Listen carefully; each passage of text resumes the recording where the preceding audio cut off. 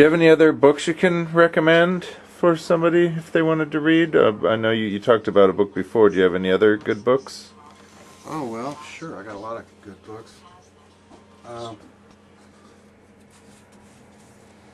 think everybody ought to take a glimpse at David Paulides' book. David is he's a former policeman, worked for the San Jose Police Force for about 20 years. Then he worked in high tech. And then he became a private investigator, kind of as a hobby, when he retired. And a few years ago, he got inspired to do a little Bigfoot research. He met a couple of sheriffs up in Hoopa who told him they'd seen some Bigfoot on occasion. And they're fellow cops, so they got along well, and he appreciated what they had to say, took it seriously, and started doing the research. So just like we here at our museum, we've been for the past four years or so interviewing people who come into the museum and tell us stories. Dave has been up in Hoopa doing a similar thing, and he got the word out that he was there, and he interviewed quite a few people, most of them Native Americans off the reservation. And then he went and got a police artist to work with him, a man named Harvey Pratt.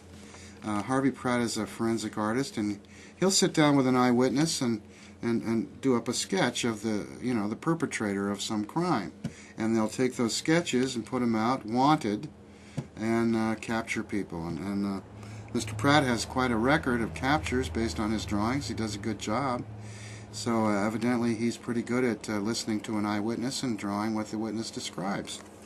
So he's also part Indian, which is even more appropriate to the Bigfoot thing. So it's got pictures? So it has drawings in here that Mr. Pratt did.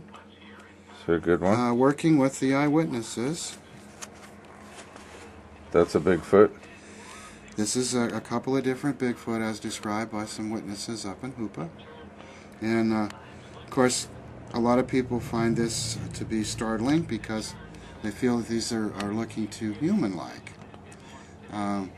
You know, we have a kind of a schism amongst flesh and blood Bigfooters.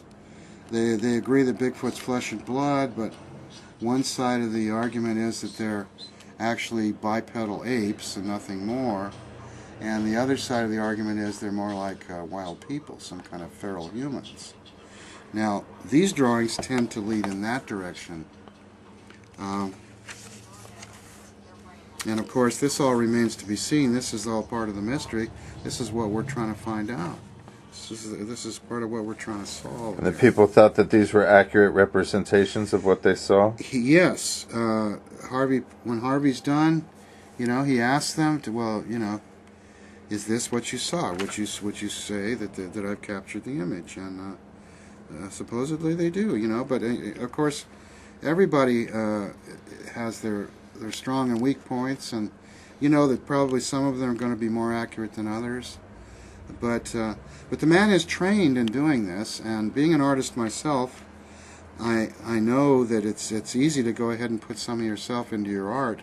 On the other hand, a person who's been trained specifically not to do that, I don't see any reason why a person couldn't become good at that. And they certainly do look different. There's quite a variance in their looks. So I don't see any reason to call into doubt his work.